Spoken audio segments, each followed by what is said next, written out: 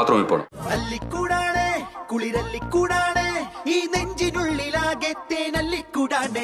നമ്മളൊക്കെ പറയാറുണ്ടല്ലേ പൊട്ടന് ലാട്ടറി അടിച്ചെന്നക്ക. ഇതാ തന്നെ കഥ.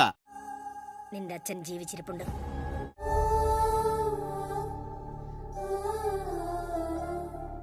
ദേടാ നിന്റെ പുതിയ തന്ത. കഴുത്തി കിടക്കുന്ന ഈ താലി ഒരിക്കലും പൊട്ടിച്ച് കളയല്ലേ ഏട്ടാ.